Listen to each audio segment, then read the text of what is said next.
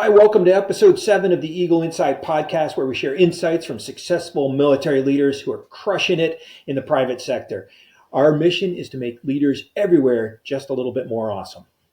Now, when I was a lieutenant back in the 1900s, I deployed for the first time in some very austere conditions, and we literally were working around the clock, and I made a classic leader error of thinking that I had to do everything myself.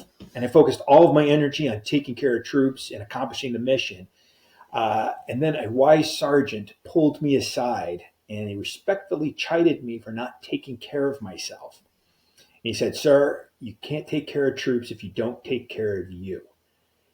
And then he refused to let me go back to work until I got 6 hours of sleep and a hot meal. So many leaders do this to themselves. They get into the job so much and into their business so much that they neglect their well-being. We're incredibly fortunate to have with us today Dr. Theresa Larson, or Dr. T as her friends call her. Dr. T is a veteran of the Marine Corps and a founder of MovementRx. It's a leader in education on emotional and physical resilience. At MovementRx, they focus on helping companies prioritize their employees' health and their well-being and their satisfaction. The overarching goal is to help organizations create a culture of physical freedom where movement and leadership are integrated into every aspect of work and life. So I love everything about that mission statement. I love what you do. So Dr. T, tell us, how did you get to now? How did you go from being a poli-sci undergrad to being an engineer officer in the Marines to founding a company that coaches leaders' well-being? How did you do that? Yeah, that's a really good question, and it's an honor to be here, Bob. I honestly, poli-sci was more of a, something that my dad was like, this would be really good for you. And I was a collegiate athlete. There's only so much time I had between playing 80 softball games a year to studying, and poli-sci seemed to make the most sense since I was going to the Marine Corps. So it was like, all right, that looks good. I mean, it could be astronomy, but I'll do poli-sci. However, to get to where I am now, there's been a bunch of pivots, and I'll say healthy pivots, needed pivots. And I want to share with any entrepreneur out there listening or business leader that pivots are really good things. And they sometimes come at crises points where you can choose to give up or keep going. And I want to share with you a really distinct time in my life that kind of really set the stage for what I'm doing now. So when I was a second lieutenant, it was the day I was about to pick up my first platoon, second platoon, Alpha Company in the Marine Corps, 7th Engineer Support Battalion. I was really nervous. I was driving this big ass red truck, which happened to be my brother's. It screamed Marine Corps officer because it was huge and red. It was a Ford F-150. And it had Fly Marine Corps, all these stickers all over it, Big Bob. So even though I wanted to fly under the radar, there's no way I could have, because I was driving this huge truck. I'm also 6'1", and at the time I was blonde. Like, there's just no way I was going to fly under the radar when I went to greet my first platoon. Anyway, I was really nervous, 22 years old, and rolled up, and I was never so saluted in my life, right? I felt very important, walked into my COC, and in the corner, after being greeted, I heard this voice from a guy that looked like Kevin Hart, short and, highly intelligent, said, "Good morning, ma'am. I'm Gunnery Sergeant Hall. I'll be your gunnery sergeant for your platoon. I'd like to talk to you about your people. You want to sit down and talk about them?" And I was thinking in my head, like, yeah, let's talk about engineering. Like this, we're getting into it already. I had my little green notebook. I was ready to go, and he sat me down and he's like, "Okay, Sergeant such and such, is this going on? This private's struggling with a marriage. This one just bought a car with 36% interest rate, right? We got all kinds of things going on." And I'm thinking in my head, like, these are people issues, not engineering issues. I don't remember in the basic school us learning about taking care of people. I mean, yeah, troop welfare is the thing, but like how they didn't actually teach us how to do that. I'm 23 years old, right? These guys aren't that much younger than me. And so my gunnery sergeant was probably read my mind. He was like, "Ma'am, you and I are going to take care of our Marines first, and then that's going to help them accomplish the mission. Like, we've got people and missions to accomplish. But we've got to take care of our people. And I was like, okay, Roger that. I can do that. I can take care of my people. And being the competitive person I am, I'm like, I can win at that.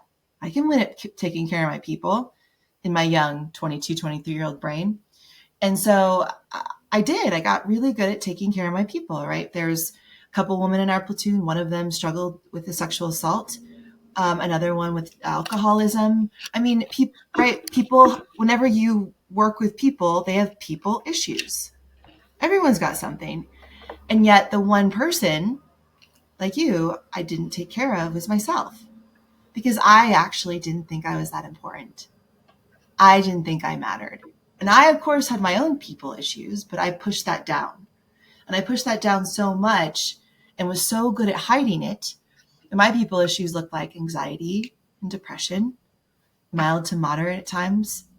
It didn't get severe until later. And then I also was later diagnosed with an eating disorder.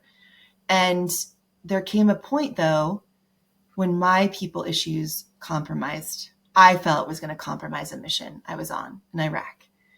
And I did not want to do it, but I asked for help because I just felt like I'm not cognitively here and my Marines deserve better. And I mean, at the time I didn't think that, but like, I deserve better. I need to get help. But when I asked for help, my leadership didn't know what to do with me. And as a matter of fact, they shamed me for why I asked for help. And I knew it can be unit dependent, right? But I knew that wasn't right. And I knew that I wasn't alone. I just had to get help. And I was committed that day, that period, like, I want to change this. This shouldn't be the way people feel. Like, why can my Marines get help and feel loved and supported and I can't? I mean, at the time, that just made me feel like I didn't matter even more. But as I healed and learned more about my own disease and working through it, leaning into it, and then looking at what good leadership was, I was like, okay, healthy leaders listen to what their people say and don't say, and also take their own advice. And then unhealthy, not going to call them leaders, don't know how to do that. My superiors in the Marine Corps didn't know how to do that. And even though I'm not shaming them because I struggled with leading while I was a Marine, and so did they, but in a different way. And now that's what I do. What I do with MovementRx is because I see companies with good people struggle because their leadership is so disconnected to what their people want and need. Everyone wears masks. You would not be, or you, because of, hey, I'm on a things. But you know what? Life has all kinds of things that go on. And you never know when people are going through a divorce or struggling with a sickness at home or a loss, right? Sometimes you can't tell. And so I made it my mission to bring wellness to leadership because the buck starts and stops with them. That's amazing. I love everything about that story, and I want to use your gunny story in a book that I've got in draft right now called The Wisdom of Sergeants. And it's about how those NCOs always have a way of breaking through all of it and just saying, here's the essence of what you need to do. Mm-hmm. And your gunny's telling you the essence of leading this organization is taking care of these Marines. Yeah, exactly. And I think that translates really, really well to your mission at MovementRx and what you do for companies. And you're right to criticize the leaders who were not supportive of that mentality when it comes to taking care of their junior officers as well. Because a lot of times it's easy to say, yeah, we'll take care of the privates. You know, they don't know how to balance a checkbook. We'll help them with that. But lieutenants, captains, majors, colonels, generals all have all of this other baggage that's called the rest of their life that plays their wellness sphere, right? Yeah. So there's a couple of things on that. One is when you talk, right? Yes. Mm-hmm. Your gunny comes from a culture that says we take care of Marines, and maybe the people above you did not have that perspective that Theresa's a Marine too that needs help as well. Right. But that culture piece keeps coming back, Mm-hmm. right? It comes around. And in something that I've read of yours that you said you talked about reducing or eliminating outdated leadership culture. Yes. Yes. Outdated leadership culture. I love that term. More about that. What do you mean Yeah. by outdated leadership culture? Well, by outdated, I mean like traditional leadership approach when you got leadership and development trainings that you provide organizations that are industry focused, right? Let me help you become a better technician or IT technician or um, working, as an agent or like, no, I think it's important to have industry level leadership trainings, right? How to shoot better, depending on what industry you're in or how to communicate better.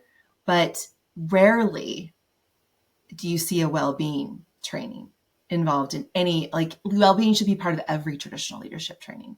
Like there's adaptive leadership models, right? And um, I know that I can't even think of it at the top of my head, but there's lots of different traditional leadership models, but most of them do not make well-being a priority. And I also know that a lot of people, and anybody listening, don't take offense to this, but including you, Bob, okay, because I work with a lot of white males who I love, but it is white male military focused oftentimes. Big aggro speakers who are like, things seem to dominate the space. And it's like, no, you can't relate to women. You can't relate to some managers. You can't relate to people's struggles, right? You need to be relatable to people. And so traditional leadership model, I think is okay, but doesn't quite treat the whole person that they're working with. Regardless of man or woman, white or black or colored, I don't care. Meet people where they're at and be relatable. You can't bring in celebrity speakers and be relatable to people. That is something I've learned in business coaching, right? Celebrity speakers are great, but if a celebrity speaker becomes more relatable to the human in front of them, even better. Yeah. Even better. I work with a retired Navy SEAL commander who technically is a celebrity, right? He's a white male, but he is relatable and compassionate and can relate to both men and women. And that, like, I don't see that in the leadership and development ranks. And I don't see well-being a priority. It's like a nice to have. Oh, we're going to talk about getting good sleep. And that fact that if you don't get good sleep, you're going to be emotionally more reactive. That's it. Right? That's it. I'm like, that's it? Like that's good sleep. If you don't get good sleep, you're not going to get into flow. You can't do deep work. I'm going to be an asshole over time if I don't get good sleep. You're going to lower testosterone, right? There's so many things of not getting good sleep. So if your people aren't getting good sleep, you're going to want to know about it because their productivity is going to go down. Yeah, sleep is just one of the wellness components, right? But I think Right. it's an essential one because I think it's one of those dominoes that hits a whole bunch of other dominoes. Mm-hmm. If you're not getting right sleep, you're making poor decisions, usually about your food. Okay, let's go there next, right? So you're going to make poor decisions about nutrition. You're going to make poor decisions about prioritization when it comes to fitness, to Mm-hmm. physical fitness, to emotional fitness, to spiritual fitness, psychological fitness. You start to make all of those different poor decisions because of a lack of sleep. They're all interrelated, and of course, poor nutrition is going to add to your poor sleep and stuff like that. So, Yeah, it's so all it just becomes related. this vicious cycle. But we So oftentimes don't start there. It's like you start at yeah, industry and how to become a better worker and more productive. But if the person isn't have their well-being needs met, like the low needs, it's hard to reach any of those other levels. yeah, exactly. And I think particularly when we're in a high stress leadership role. Mm-hmm. Maybe I should rephrase that. I'm not sure if there's any leadership role that's not really high stress. Right. Now, if you were to go back and be a second lieutenant all over again, it probably wouldn't be as stressful because you have a whole kit bag full of tools to Mm-hmm. rely on that you didn't have at age 22. Mm-hmm. But if you're that 22-year-old, if you're that 19-year-old sergeant, 20-year-old sergeant, it is a stressful. So I think all leadership roles are stressful in some way. Uh, Absolutely. the first thing that we do, I think, when we are feeling overwhelmed, is we start shutting things down to focus on and try to work harder. Can I just do this harder? Can I do it better? Can I show up earlier? Mm-hmm. Can I stay later? And we start to just like your body starts to shut off auxiliary things when you're starving to death, um, you start to shut off parts of your life like sleep. I'll Mm-hmm. just get up earlier so that I can do more work. Mm-hmm. Stay up later so I can do more work. So I can do more work. Mm-hmm. And what we don't realize is that if we ate right, slept right, exercised right, and kept our mental, spiritual, and psychological fitness together, we would be incredibly more productive, and we Yeah, wouldn't have to get up early, stay up late, and work through lunch. absolutely. And then you'd also be setting a better standard for your coworkers. That's the thing that I see among senior leaders now is that none of the young people that work for them want to be like them because they work too much. A lot of our younger generation, and that's the reality. You got to understand the younger generation. The way we may have thought hardworking is from get up at 5 and work from like 7 to 10 p.m. None of the kids that are younger than us want to do that. Right. So people who, colleagues of mine who want to sell their business or have someone take over, a lot of them don't have predecessors because um, they don't want to work that hard. Now, the thing is, there's working hard and working smart. And what I try to help leaders understand is that cognitively and physically, they're so much better off when they get so much sleep, when they eat better, right? When they move. Now, if you're really busy, like some of the politicians I work with, right, in national security, where their life isn't their own, uh, it's and goes for everyone. Just start with one thing. Like there's a lot of things of well-being. Like look at those 5 aspects of well-being. If you look at the VA whole health program, there's 8 aspects of well-being. I kind of boil it down to 5 to make it simpler. But just do one. And I always tell people if you're not getting the 7 hours to 9 hours quality, then start with sleep, right? Because your your body will digest food better. You'll have less cravings. You'll have more energy to move, right? I just worked on a proposal earlier that I did in 30 minutes, whereas if I was underslept, it would take me 2 hours, Right. right? I just know. And so I was way more cognitively efficient. And the thing is, you give yourself for the amount of time you give yourself. So hours, 7 hours, you get up at 7 a.m. and work till 10 p.m.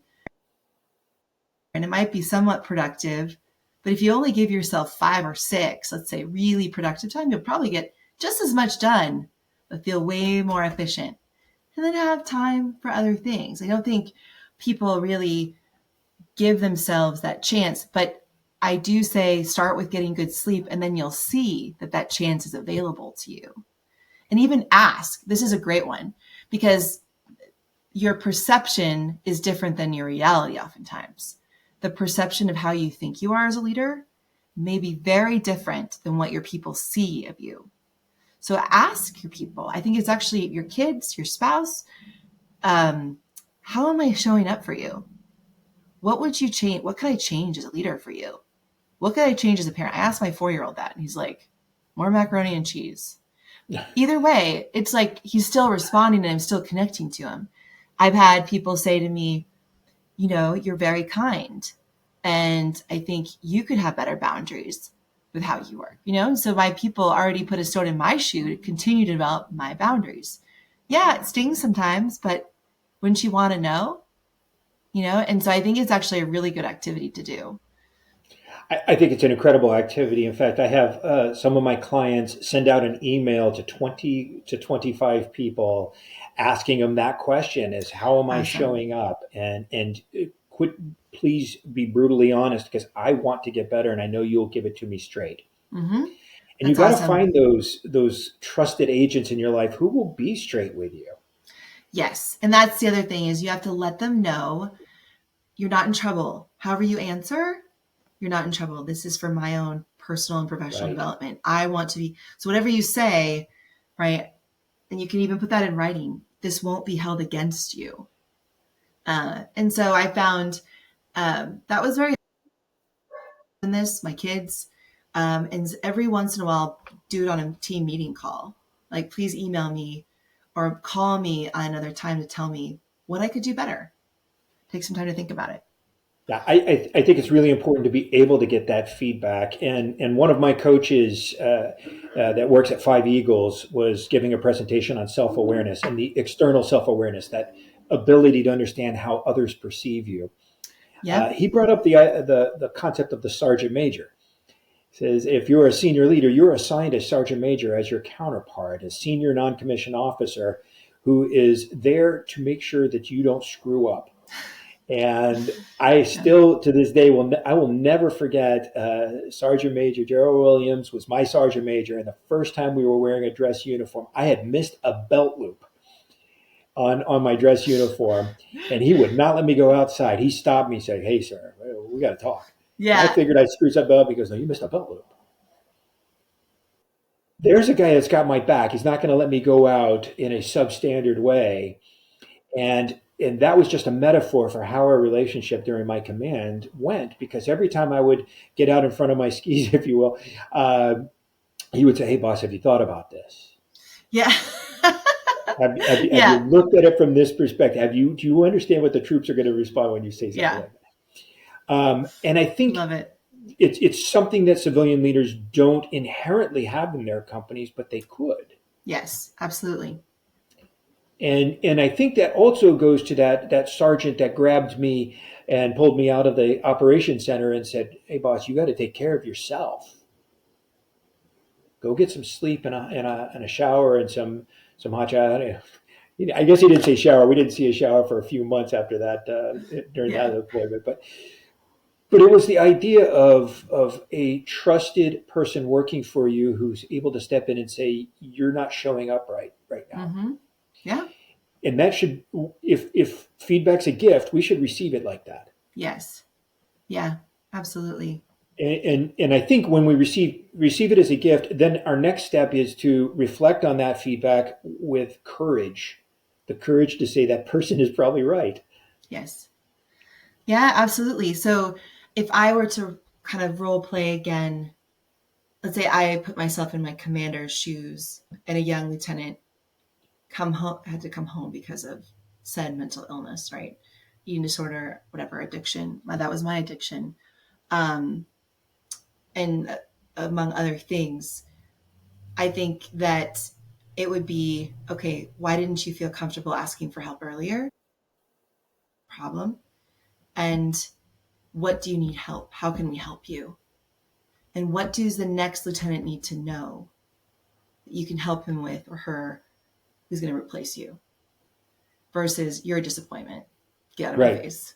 Right? Like that's not leadership to me. right. And I know it's unit dependent because I work with amazing leaders now who are in the military, right? And I get to see. I just worked with a group yesterday, a command and staff from a sheriff department. Like they really care about their people. One guy was from NYPD, one guy was from LAPD, and they came together in this mountain town. And they really care. I mean, by the end of the training, you had people opening up about what was going on in their lives, where at the beginning you just see a mask, you know? And so I think you give people second chances. Our leaders need help too, though. Right? And what I realized, instead of faulting them and using it as like, man, my life sucks and this happened to me. No, I got a gift. I chose to lean into healing, and I served honorably. And this is how I can continue to serve honorably. Get healthy, but then learn how to lead and be healthy and apply what I learned to the leadership ranks, because I know all those hard charging, mask wearing leaders out there, whatever color you are, gender, struggle. And the ones Yeah. that treat their people like ass. Yeah. So maybe there's a book covering assholes. I don't know. We could co-author that. We'll see. 'Cause Yes. maybe I'm one. I have to ask my sergeant major if I qualify. No, I'm sure you, I can tell, everyone changes too. If you give people a chance to change. I mean, I made poor leadership decisions as a young business owner. I wasn't a good leader to my people. I didn't want to be in the job I'd started. I think I shared that at the conference I met you at. And my people knew that. And I was like, wow, I am the person that can change this though. Right. I'm just trying to fit into this mold, and I don't have to fit into a mold. What am I talking about? business where I want it to go versus having to fit in. And everyone else will thank me for that because I'm an asshole right now. So I own it. Excellent, excellent. I think that's the first step in any improvement, right? Is owning that. And I know that there's a lot of people that like to blame their environment. They want to blame, oh, it's the politician's fault. It's that political party's fault, or it's the system. The man is keeping me down. Yeah. And look, that's just the conditions of the playing field, and you can, if you can fix that, go ahead, go for it. Yeah. But if you can't fix that, then you have to learn how to play your best game on that crappy field. Yes, absolutely. Shaming, when you start to blame others, you're actually shaming yourself and others too. I do believe life is, my brother told me this, actually, and it's resonated with me pretty much my entire adult life. Life is a mirror, right? How we respond or react to others is a direct image of how we see ourselves. And I oftentimes, people who like to make maybe naysayer comments. I don't necessarily read the comments all the time, from different things I do, but occasionally you'll get the person that's like, wow, what is wrong with you? Like, what side of the bed did you wake up on? And I'll just say, this comment reflects and reverse psychology, and it is interesting. Like, how are you presenting this feedback? If you don't like something, but if you're an asshole about not liking it, this says a lot more about you than about what you're commenting on. So I believe that, like how we respond to things is a direct reflection on us. Yeah, I think you're right. I think those people who respond aggressively to things that they don't agree with, they feel that aggression for some reason, and it's usually because of their insecurities that are in there too. So. Yes, it's fascinating in every aspect of what I do because I do more speaking and, more in the public eye. And I don't mind that, but you'll always get someone who's like, even though I say, give me back on what you're doing or what kind of behavior on, you'll get someone who wants to just give me their opinion about wrong. I'm like, thank you, graciously, but I wish you the best. Yeah. Right.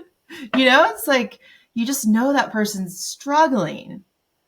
And at least I do. And I've done enough behavior change development now and studying of it. I'm like, I do understand human behavior a bit, how people change behavior, why people act the way they do.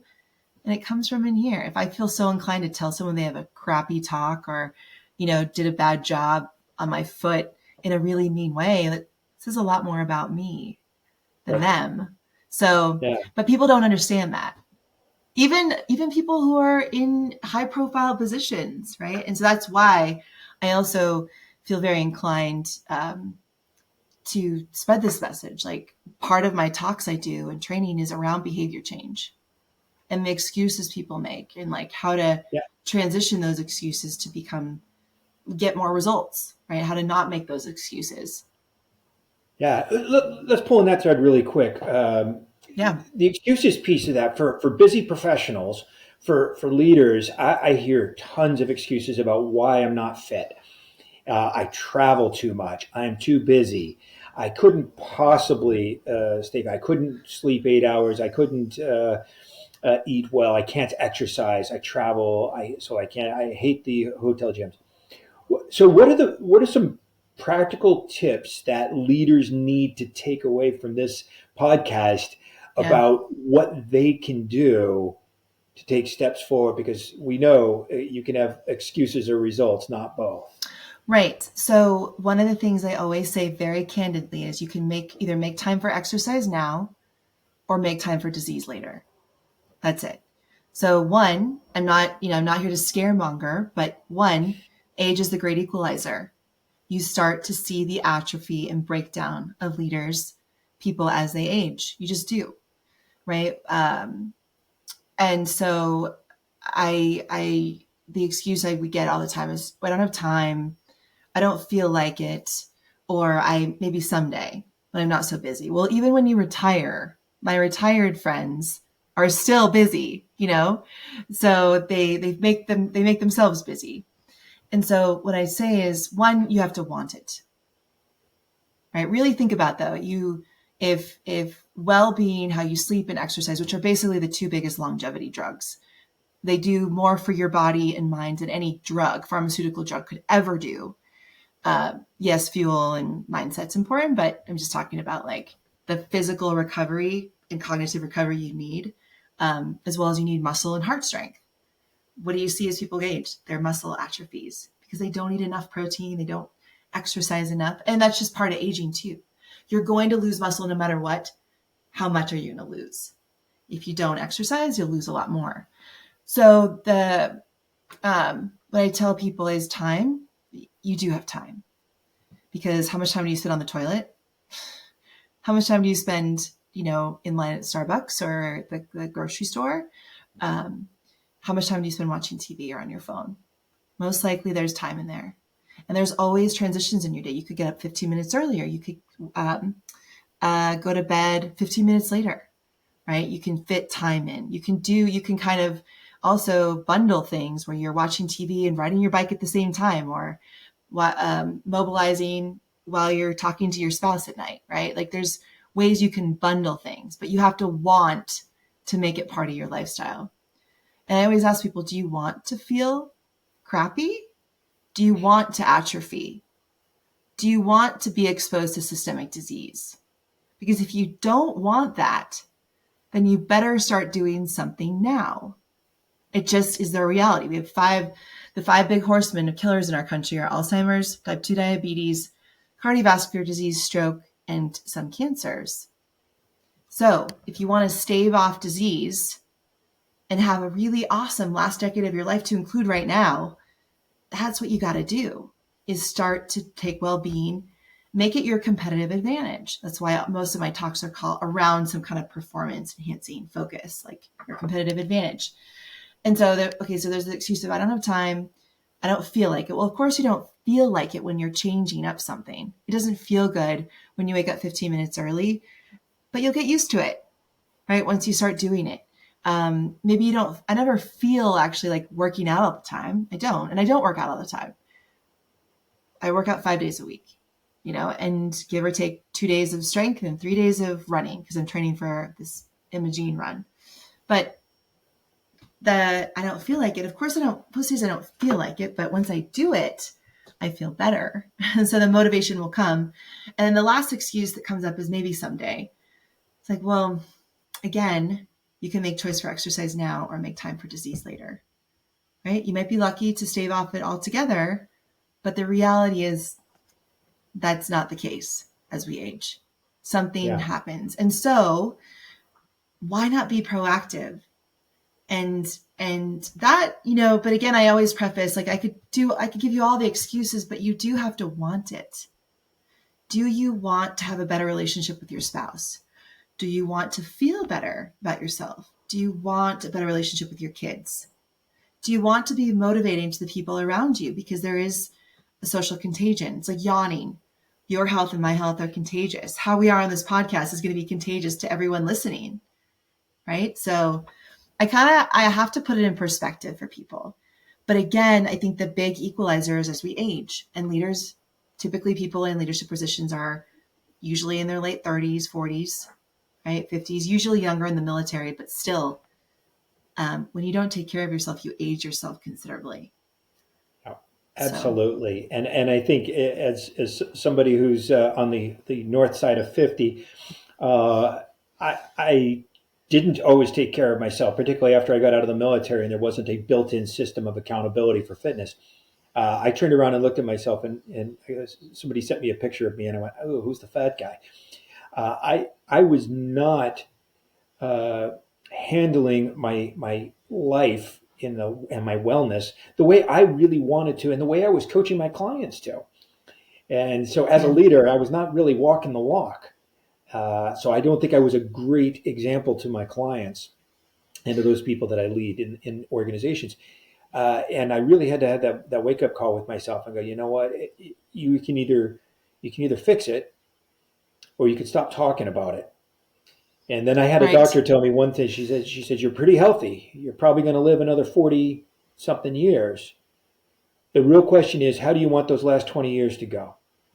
Do you Yeah. want to be in a wheelchair? Do you want to have somebody changing your diapers? Or do you want to be able to travel and to enjoy your grandchildren and to enjoy doing the things that you do now? Uh, do you want to, you get to choose. Yes, you do get to choose. And so for me, it's about prioritization. If if it's important to you, you put it on your calendar and you protect it, Yep.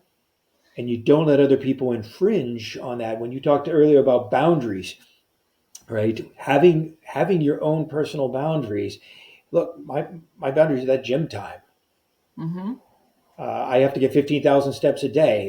That's what I have to do. That's Mm-hmm. not what everybody has to do. But that's what Bob Dixon has to do. Yep. And I have to eat more protein. So those are on my calendar. My meals I don't miss. My workouts I don't miss because they're important to me. Because I think my doctor was right that I don't want to spend the last 20 years of my life dependent on drugs Yeah. and dependent on Absolutely. other people to take care of me. That's a good doctor right there then.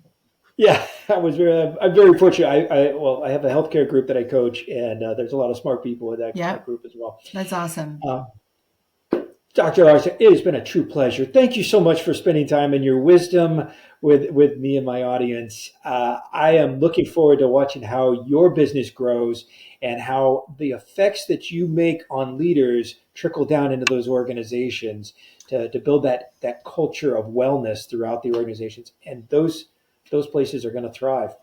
Thank you. We Thank really you so enjoy it. much. I do have a gift for your community. I've got a lifestyle prescription that I can give you if you Oh, want to put it in the wonderful. show notes. I've got it's got a kind of an idea of what each pillar of well-being you want to be doing. And so it's a nice PDF download that people can utilize. Fantastic. I'll make sure that gets included in the show notes. Thank you Thank so you. much. Yeah, you're welcome, Bob. I appreciate it.